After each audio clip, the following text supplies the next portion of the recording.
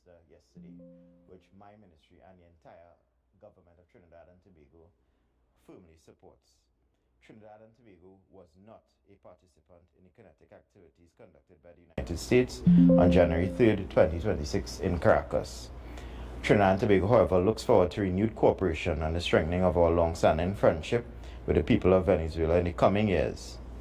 As the Prime Minister indicated, we hope and pray that God continue to guide and protect the people of Venezuela as they transition away from years of oppression and dictatorship toward a new pathway of democracy, justice, and prosperity.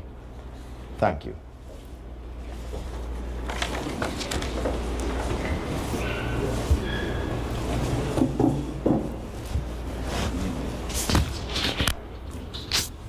Okay, thank you, Minister Sobers, for that information shared with us here this morning for the general public.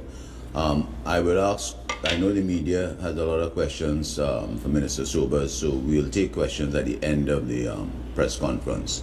So I'd like to just join, ask my friend, my colleague, Chairman Feroz Khan, to come up and give his views on certain things that have been happening in the HEC. Thank you very much, Honorable Minister David Lee, my colleague and friend for many years, Honorable Sean Sobers, my fellow colleague at the press conference this morning. Greetings to our Honorable Prime Minister and all members of the government of Trinidad and Tobago. Special Happy New Year greetings to the public of Trinidad and Tobago. And I want to start by congratulating my colleague, Minister Sean Sobers, on a brilliant delivery on the circumstances of the last 24 to 48 hours.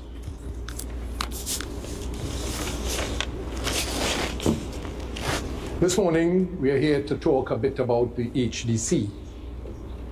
And the fundamental questions that we must answer is, where are we?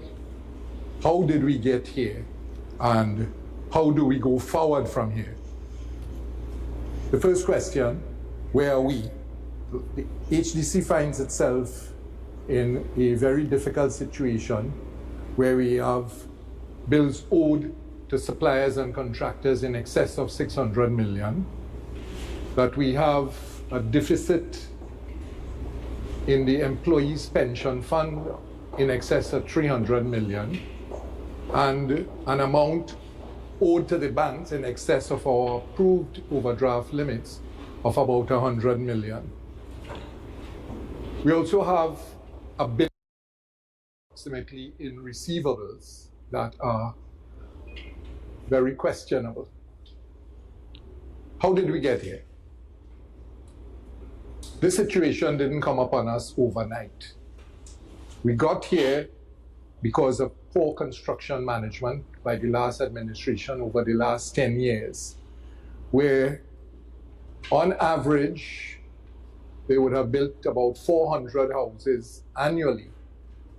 But these houses, which were worth approximately $500,000, were being constructed at a cost approximating $2 million.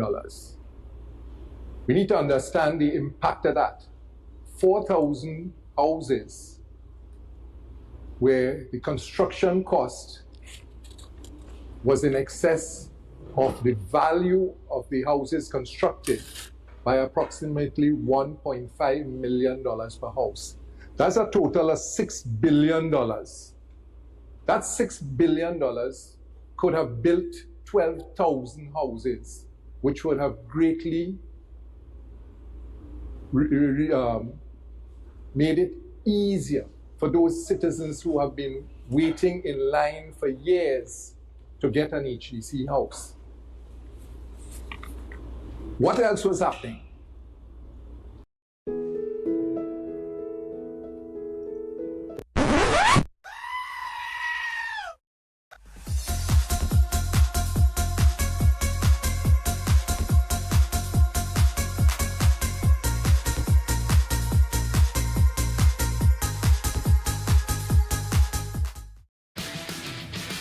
Got safety protocols?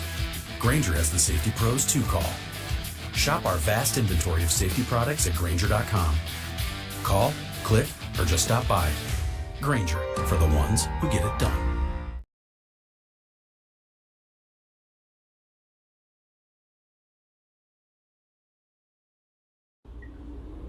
Over the last 10 years, we've had maintenance contracts issued without tender to certain friends, families, and financiers of the last administration that run at a rate of about $150 million a year. That is another $1.5 billion that have been spent on contracts mainly aimed at rewarding persons who were friends, families, and financiers of that last administration.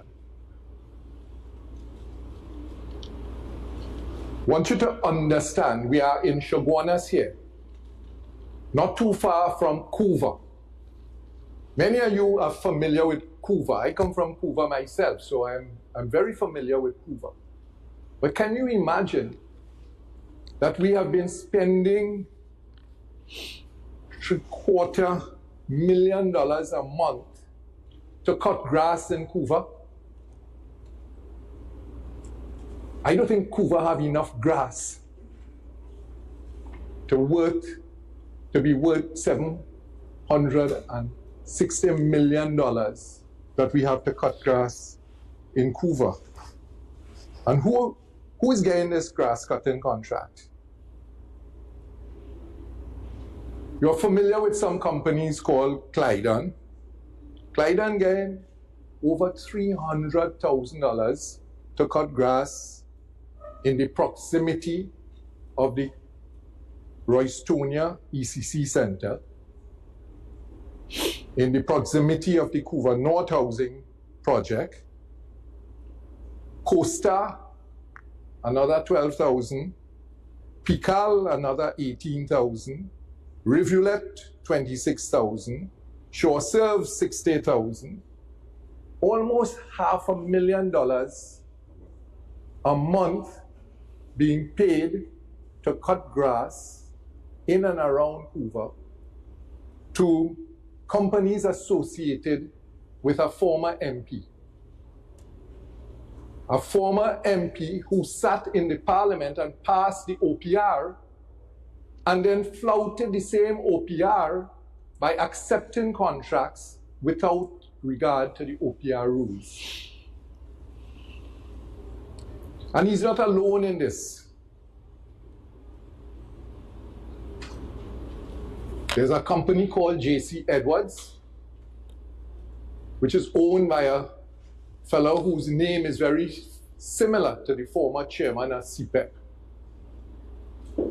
So maybe it's appropriate that he was cutting grass in HDC too.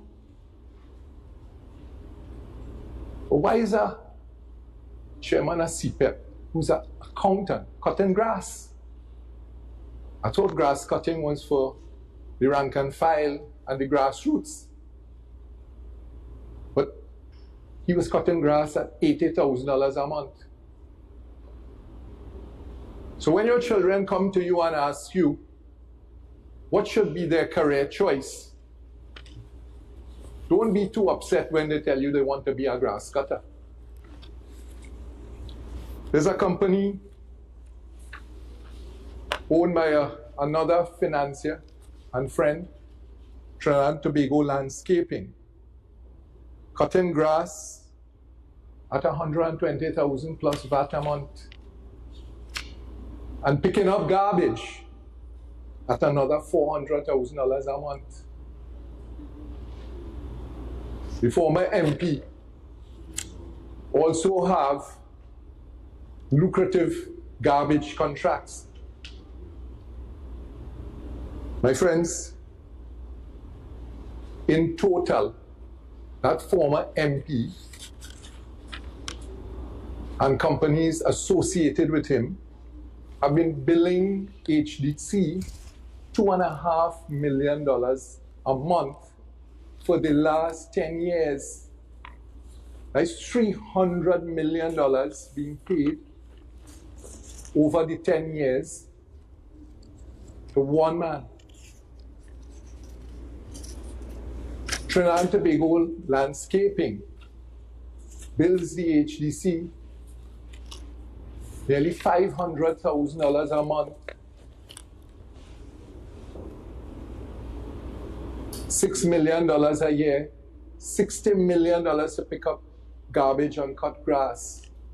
A fellow whose name sounds like Gabriel. Maybe he was the angel because he got such a wonderful contract. So my dear friends, this is what has brought us here. HEC also owns 7 malls, which are next to our housing developments. And on average, we generate bills of about $1 million for rental revenue. But we carry costs of $10 million a year to maintain these malls. Make that make sense. 10 years of managing these malls, $100 million gone down the drain. How many houses we could have built with that? How many other goods and services we could have provided with that? And it was not just that. Everything is getting more expensive. A place to live, a meal to share, a gallon of gas, and the medicine we need. But for families of St. Jude patients, the bill has stayed the same. Because of you, families never receive a bill from St. Jude for treatment, travel, housing, or food, so they can focus on helping their child live. Thank you for your generosity, because together, we can save more lives.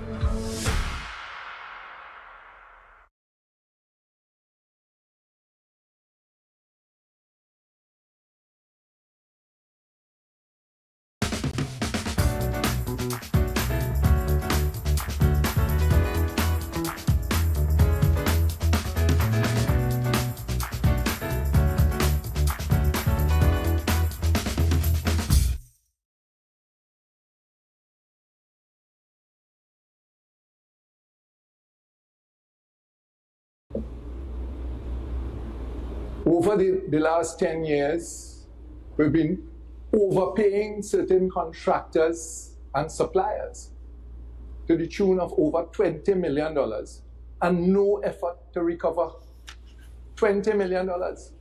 In one case, a contractor was overpaid $10 million. $10 million overpaid.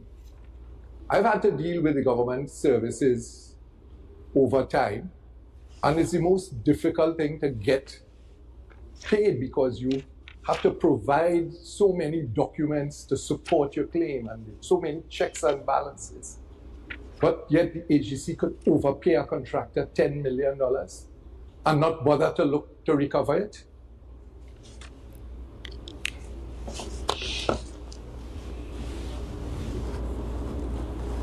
How do we go forward from here?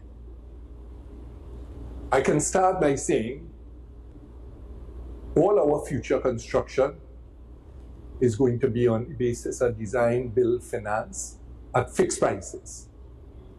So those overruns and variations and the mismanagement will not happen. Those monthly maintenance contracts that amount to $150 million a year now are being reorganized and retendered in accordance with the rules, and some of those services are going to be provided in-house by the HEC, and we will save $100 million annually from the management of these contracts. So my friends, I want to tell you, we are in a difficult position, but we have a clear strategic plan for how to get out of it and to get back to the core business of the HDC, which is to deliver affordable homes to the citizens of Trinidad and Tobago. I want to say thanks to the citizens of Trinidad and Tobago for their patience and their goodwill in waiting, but that we will be increasing our housing production at an affordable rate to ensure that we close the gap between those who want a house and those who get a house. I thank you very much.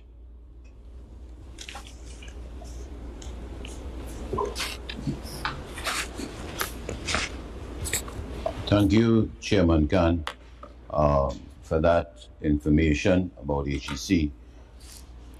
Let me just add a little bit to what Chairman Khan has said. And before I get into my brief presentation, I just want to start off by saying, as the Minister of Housing, and my other two line ministers, that would be Senator Philip Alexander and Senator Anil Roberts, I just want to say we have full confidence in our chairman, Mr. Khan at AGC, and the new board of members of this of AGC that took over 4 months ago to run and to give some leadership into HDC.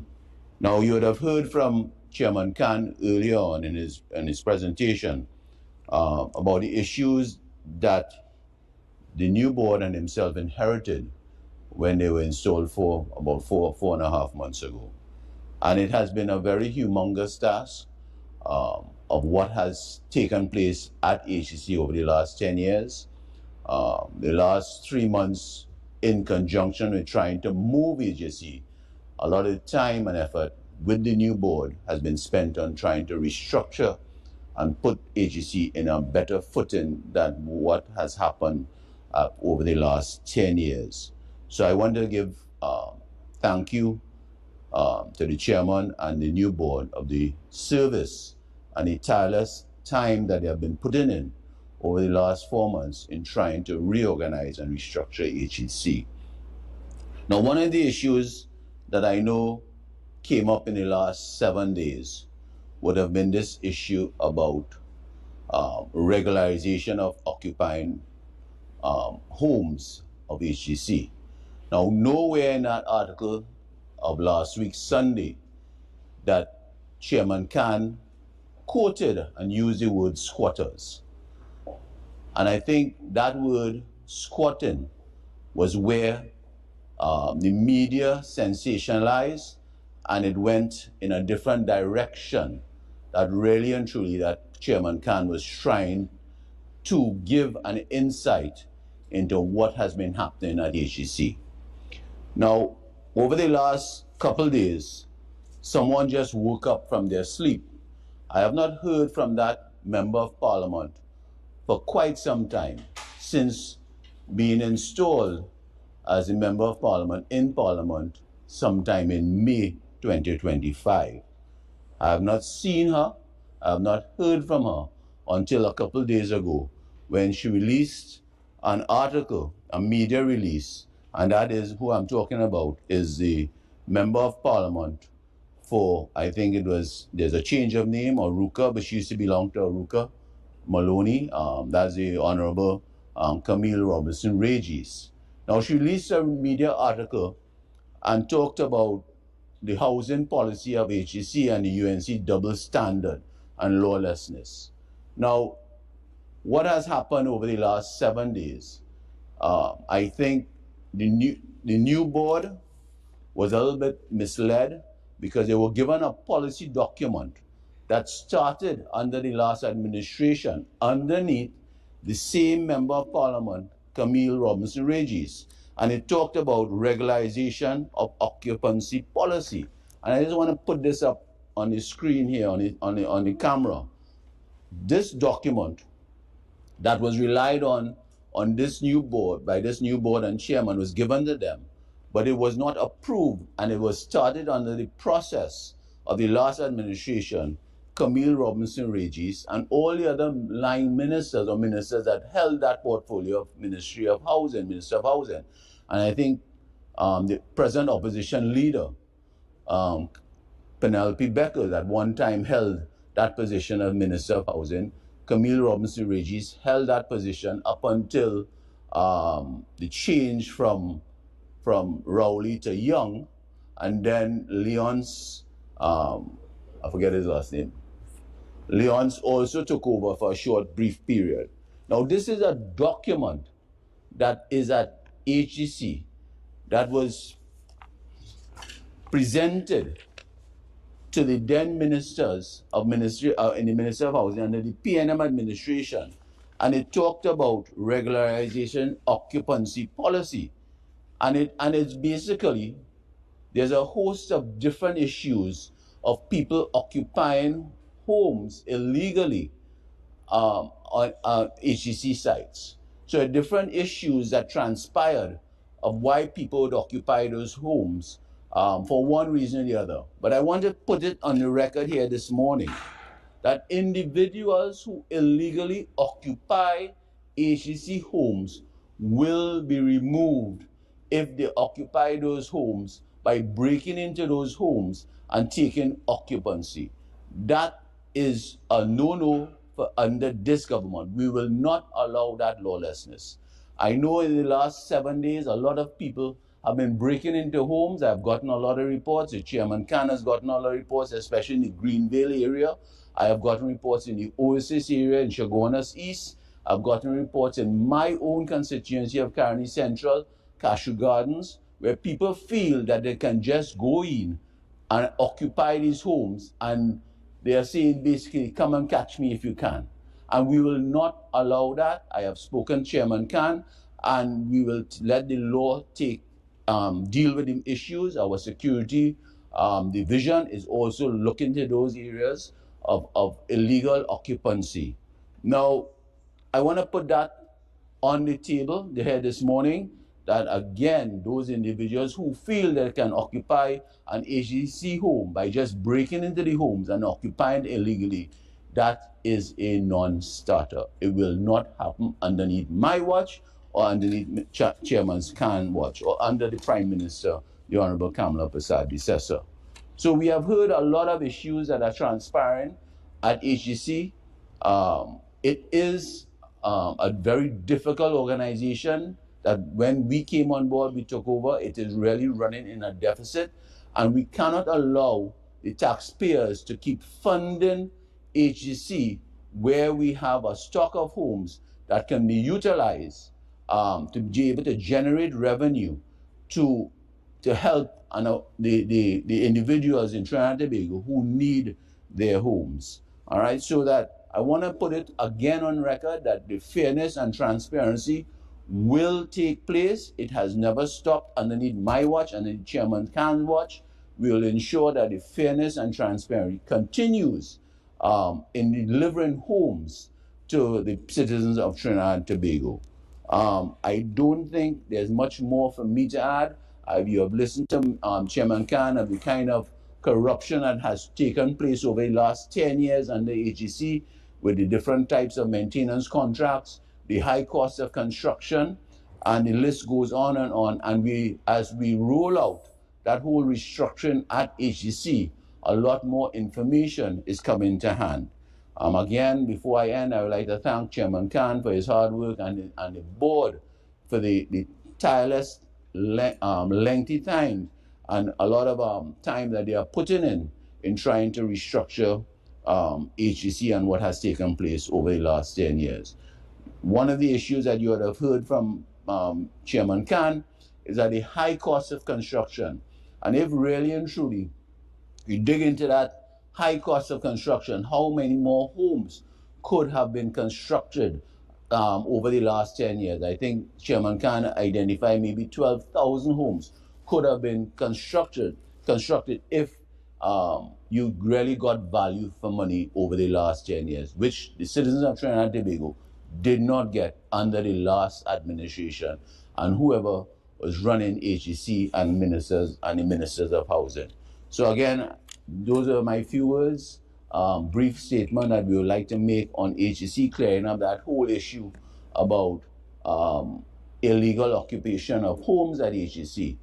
And there's no way, I want to say to you, there's no way when I read back the article that Mr. Khan quoted and stated that there were squatters at HEC housing development. So I now turn it over. We will now end, and I'll ask if there are any questions from the media, and you can identify which minister or Chairman Khan you would like to ask questions to. At Wayfair, we bring style to every get-together. They brought wings. You mean these wingback chairs? Dive in, everyone. We brought plenty. We brought the ranch. Woo! Wings and ranch? Now it's a party. Wayfair, every style, every home.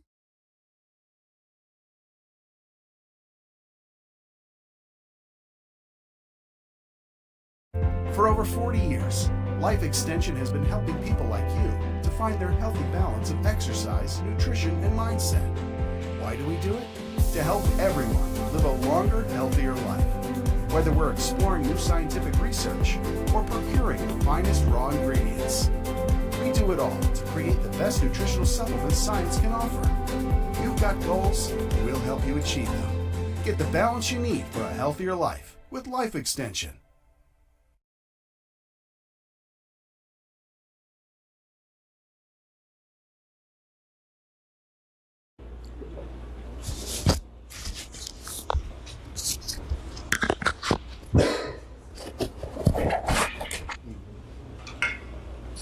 Sure. Okay, good morning, everyone. I think three of us just Akash Samaru, Guardian Media. My question is for the Minister of Foreign and CARICOM Affairs.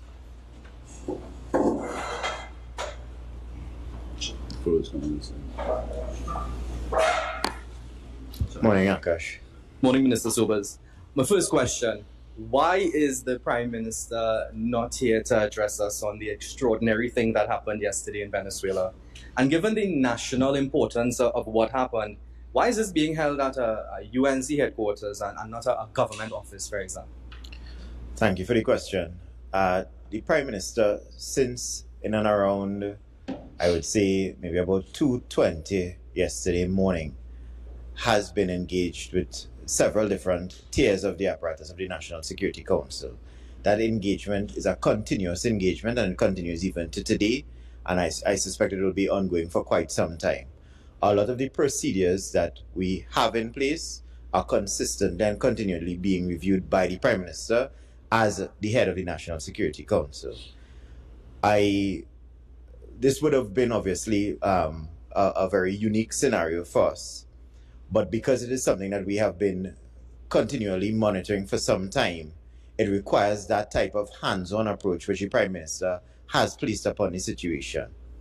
We think it important as an administration that the information getting out to the public in a consistent, timely manner is most important. And that's why the press conference was called.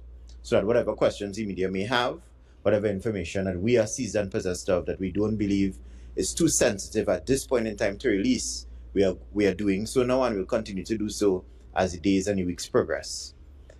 In terms of why we are holding the press conference at UNC headquarters is a central place to have this press conference. You all are out here on a weekend. We are here together. We are doing the press conference.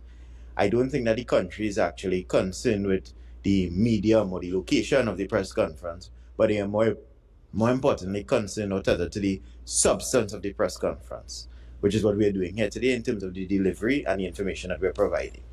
It's not a matter of the location, and I love Shogunas. I'm talking about it under I'm glad UNC to hear you love banner. There's a Shogunas. UNC logo I on love the screen, Shogunas not too. Ministry of Foreign and CARICOM Affairs, it's UNC. This is the government of Trinidad and Tobago. I am here as the Minister of Foreign Affairs, Foreign and CARICOM Affairs. Minister Lee is here as the Minister of Housing. Feroz is here as the Chairman of the HEC. We are representatives of the government. We are providing the information which the public, I suspect that they would require to hear. Again, the substance is important, not the location. By all indications, Delcy Rodriguez will assume the role of acting president in Venezuela. How do you feel, and more importantly, how does the Prime Minister feel about that? Ms. Rodriguez has been publicly very critical of your government's decisions, even more so than maybe Nicolas Maduro. Now it appears she's in charge now. How do you all feel about that? As it pertains to the people of Venezuela, we've always stood on the side of the people of Venezuela. We stand on the side of a safe, secure, transparent, democratic transition. The Prime Minister has always been extremely diplomatic in terms of her use of language as it pertains to the position, the evolving position in Venezuela, and will continue to do so. We support the people of Venezuela, and we support a safe, transparent, democratic transition. Who do you all recognize as the head of Venezuela right now? As it pertains to that particular question, I really don't think it arises. What arises is in terms of the transition. The questions that are being asked and the information that we are providing here this morning, we have to be extremely careful in terms of what we say. We need to be very sensitive and alive to the situation as it evolves, and based upon what is being asked, we'll provide the response that we think are tethered to that careful process. So you don't want to say right now? No, I think I've answered the question. It doesn't arise? That is the position. Okay. Now, for weeks we were told that the U.S. military presence was about drug interdiction efforts, but Venezuela was adamant it was about regime change and taking control of their natural resources.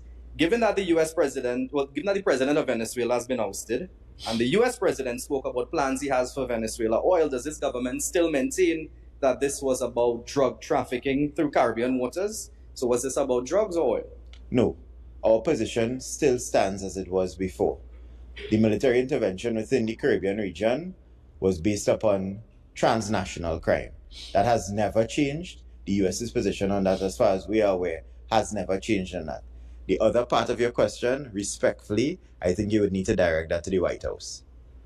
I mean, looking at the U.S. grand jury charges for Maduro, while specific mention was made in the indictment of drugs transshipment through and involving specific countries like Honduras, Guatemala, Colombia, Mexico, no mention whatsoever is made of transshipment through Trinidad and Tobago's territory waters. So, again, I have to ask you, was this really about drugs flowing through the country or removing Maduro? The military intervention within our waters was specific with respect to transnational crime affecting Trinidad and Tobago. Let us be very clear about that particular situation. Trinidad and Tobago, because of our geographical location, has been disproportionately affected by crime and transnational crime, specifically within the Southern Caribbean. The statistics demonstrate and prove that. Based upon the military intervention, based upon this government's administration, based upon the intervention by the Honorable Prime Minister, we would have seen as a country a drop in crime statistics to the tail end of last year and into this year. We would have seen a drop in murders. We would have seen a drop in serious crime. So it is clear that the intervention has worked. It is clear that this administration's approach to national security has worked. As it pertains to anything with respect to an indictment filed in the U.S., I again would humbly ask you to pose that question to the White House or to the relevant bodies within the United States that is dealing with that particular issue. Any other media would like to ask some questions? What we have passing the mics. Hi, Renessa Cutting, TV6 News. Now, we have seen the United States basically turn against one of its closest allies in Venezuela, which would have been the Vice President, Ms. Machado, right? Does Trinidad and Tobago have any concern as it pertains to its position with the United States in this kind of fluidity where we're seeing the U.S. having turned so quickly against Ms. Machado? Do we have any concerns about that? Trinidad and Tobago has shared a long diplomatic and fraternal relationship with the United States of America. That long fraternal diplomatic relationship will continue. Mm-hmm. Now, many are saying that we are basically supporting our superpower in snatching resources from another country. Do we have any concerns that we could end up in a similar position like Venezuela, perhaps, given that we also have natural resources and our proximity to Venezuela? Is this something that we support? No, we support the U.S. as a long fraternal diplomatic friend of Trinidad and Tobago. We support the people of Venezuela. We support a peaceful transition of power to a democratic state. That is the position of the government of Trinidad and Tobago. At Grainger, we have over 1 million products, including the ones that help keep your workplace safe and sound. Shop our vast inventory of safety products at Grainger.com. Grainger, for the ones who get it done.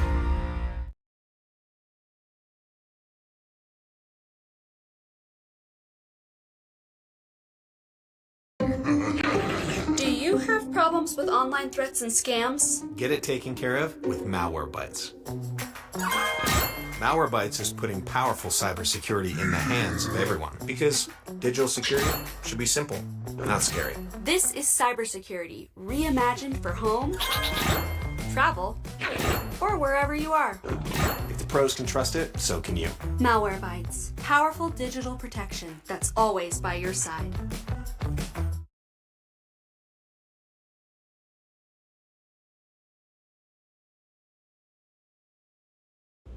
Us being a close ally to the US in this situation, do we have any information at all as it pertains to the next steps with regards to the political transition in Venezuela? Because it doesn't seem that there's anything concrete at this time.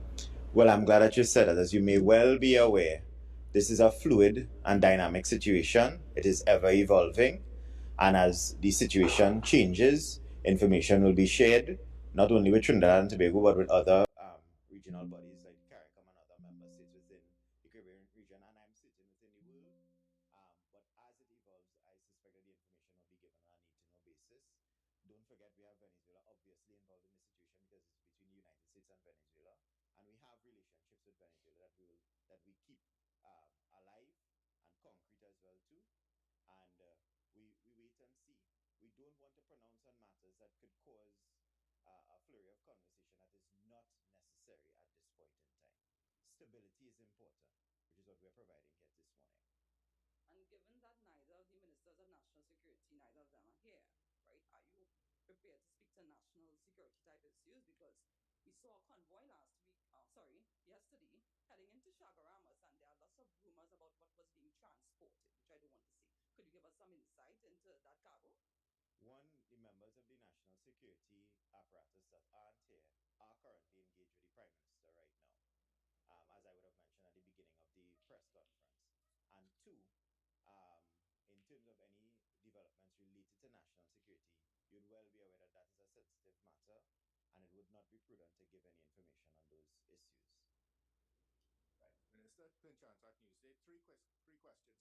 Question one, do you expect now, given the developments in Venezuela, that we will proceed expeditiously and successfully to the conclusion of an OFAC arrangement for Dragon? One. Two. Well, let me deal with it. Do you expect a successful conclusion to a long-term OFAC license for Dragon now that what has happened in Venezuela has happened? Well, Clint, as you'll be aware, the OFAC situation is something that is continuous. Developing the Dragon gas, Manikin Cocaina, Lauren Manatee, they are all continuously developing situations. I mean, it's not something that is going to start today and finish tomorrow. It is quite a couple years long process to develop the gas, extract it properly, and bring it to shore, and ship it out accordingly, and utilize it within Point Lisas and other areas within the country. Right. So that is something that is continuously being looked at and worked out, and we will update the population accordingly as those things. Right. Now, the second question I have is there's two parts to this question. Firstly, are you familiar with the U.S. National Security 2025 strategy? No, I'm not aware. By the White House. No, I mean, I guess obviously that would be something that the White House is. Okay, but I mean, it does have a bit of a foreign policy segue into it, in terms of the kinds of allies that the U.S. wants to have in terms of developing its foreign policy, particularly for the Western Hemisphere. And they dovetail a lot with the statements that the government has made since the deployment began. So my question to you is, one, are you familiar with that strategy? And two, does the government fully endorse said strategy by the U.S.? Our national security relationship with the U.S. is based upon many different things. In terms of our relationship with the State Department, it has always been the same. We continue to agree. We want to work with the United States as our long fraternal partner to make not only the United States but its allies, Trinidad and Tobago being one of them, safer, stronger, and more prosperous. The well-being of the citizens of Trinidad and Tobago has always been forefront and paramount, most important to this Prime Minister and to this administration. And any policy by any country that will ensure that that occurs, Trinidad and Tobago and this administration, led by the Prime Minister, will support. Good morning, Kimbo Drum from The Express. Minister Sobers, I know this is something that was addressed not too long ago this week, but just any update on whether the Prime Minister is going to participate in any way in the CARICOM Heads of Government meeting? That CARICOM Heads of Government is scheduled to take place at the end of February in St. Kitts and Nevis, as they have assumed the role of chair of CARICOM at the end of 2025. We are still in the stages of planning in terms of the engagement at the heads of government, and we will let the country know within due course what the position is with respect to the delegation that will be going. That's it. That's it for Minister Sobers. I waited patiently. All right. Good morning, Minister Sobers. Good morning, Doris. Happy New Year. Again, yes, Happy New Year. Earlier, one of my colleagues would have asked you about what we saw happening in the capital as it pertains to the lockdown of certain streets that led to the police administration building. Now, while the government says via yourself and the Prime Minister that the attack that happened in Venezuela had nothing to do with us, the police commissioner would have stated in a release that when your neighbor's house is on fire, we should wet our own. My question to you evidently becomes, why did we not have more clearer communication from the government, particularly the Prime Minister? Because the Defense Minister would have said that people weren't worried or they had nothing to be worried about. But the activities that we saw in our capital told a very different story. I appreciate the question. And I guess essentially because it's coming, it's a bit subjective. So essentially in terms of our canvassing as well too, and looking into what was unfolding, I could say that I am aware that many citizens did not feel any type of calamity on the streets within the capital or within Trinidad and Tobago. I think a lot of that would have been connected to the manner in which we dealt with the situation. Respectfully, I don't believe that it is correct to say that the Prime Minister did not give information as it came to us through the National Security Council. As information came, based upon the sensitivity of the information, based upon certain protocols, established set protocols that were being reviewed at the National Security Council level, information was disseminated. This is an ever-evolving situation, and being sensitive in terms of what we see, what we do, how we approach the situation is extremely important. This holiday, Verizon is giving you incredible gifts and savings you'll enjoy all year. When you switch, you'll get 4 new iPhone 17 Pros. No trade-in needed. That's right. Get 4 lines for just $25 a line and the amazing iPhone 17 Pro for everyone. Save big this holiday. Visit Verizon today. $20 monthly promo credits applied to account over 35 months with a new line on unlimited welcome. In times of congestion, unlimited 5G and 4G LTE may be temporarily slower than other traffic. Domestic data roaming at 2G speeds. Additional terms apply for phone offer. See Verizon.com for details. Certain measures, as I mentioned before, within the wee hours of the morning, because they were established protocols that we were consistently reviewing, were immediately effectuated. Obviously, we have to be careful with respect to how the country is looked at, how we are protected, how safe we are here locally. And I think that is what you would have been seeing playing out in the streets, not only in the capital, but throughout the rest of the country. But I definitely do not believe that anybody felt unsafe or there was any calamity at all. As a matter of fact, I think the contrary of that particular position holds true. You are here, you are safe.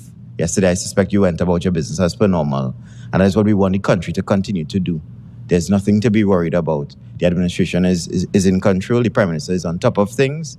And we are consistently reviewing certain established procedures and protocols as they're being rolled out.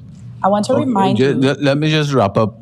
Minister, I have Minister one question Sobers. before you do that, because it's important as Minister for the national Sobers would have interest. said, Minister Sobers would have said, this is a very fluid situation and it's about stability. Right, but I have to pose this question, because coming from Venezuelan politicians, if you remember, before the rhetoric coming from Vladimir Padrino Lopez, Diosdado Cabello, was that if Venezuela is attacked, Trinidad and Tobago will face some sort of consequence.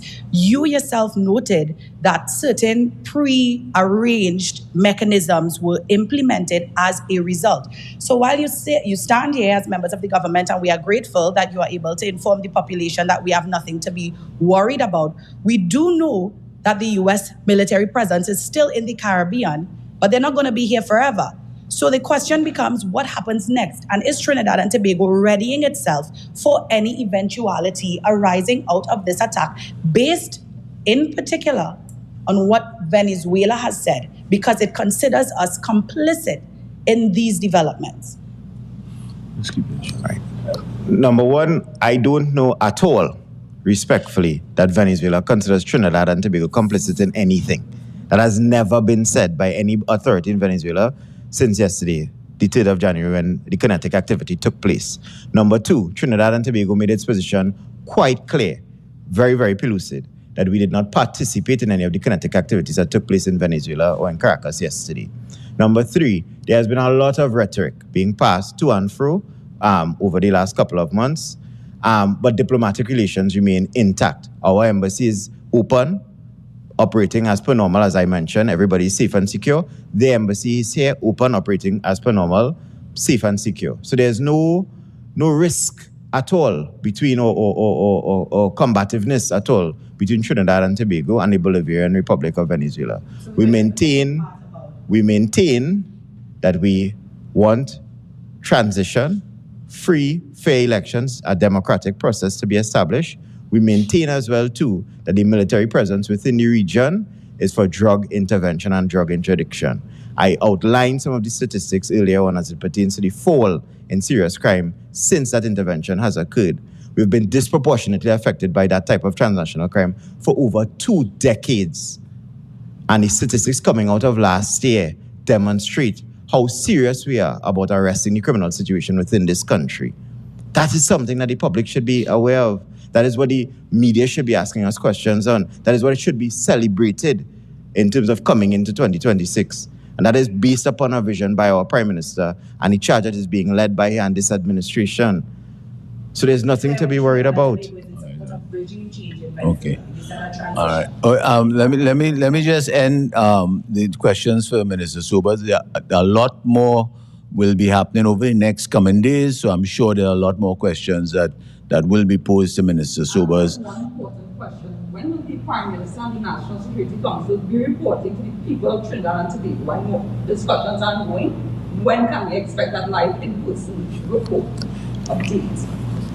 I have just updated you in terms of what has been going on with the Prime Minister and the National Security Council. Not every single thing, obviously, because of the sensitivity of it, that occurs at the National Security Council level will be given to the public, because then you'd be alerting criminals to what we plan to do to stop crime within the country. As the situation evolves, as information comes to us, we will present ourselves and disseminate the information in a responsible manner, which is what I am doing here today, along with my colleagues. My colleague isn't asking for you to disclose any sensitive information. She's asking when the head of government and the head of National Security Council. I am a member of the National Security Council. And the head of the National Security Council. She didn't address this with the SOE either. What I would say to that question is this, Akash. I think responsibly, at least from where I stand and where I sit sometimes, I think it's more important that we present information to the public so that they are seized and possessed of things that we believe is important for them to be aware. It is also important to place squarely on the record the Prime Minister is consistently and constantly working with the NSC and elements of the NSC to ensure that Trinidad and Tobago remains safe. You have a spokesperson here of the administration, spokespersons here of the administration, given the information. It is not being dealt with in a clandestine manner at all. It is very transparent and very open. And that is what you'll consistently get from this administration. You'll get results, you'll get transparency. Okay. And attempted to discontinue the president, we still have questions. No. Lakash, this thing has been fluid, as you well aware. We presented ourselves this morning. Minister Sobers presented himself to give some sort of clarity at this point in time. No, we're not running. We never run from anything, Akash. So that I will end this part of the session with Minister Sobers, and I'm sure in the next coming days there will be a time where Minister Sobers will present himself again to the media and to the general public as the information unfolds. Okay? So again, thank you this morning. some people just don't get it. That Squarespace isn't just for websites. You can get a domain from Squarespace too. It's kind of like how your parents don't get how you make a living off your art, but you do. And with a domain like existentialglitter.com and a website from Squarespace, you can build a brand for yourself, grow your client list, and continue to confuse your parents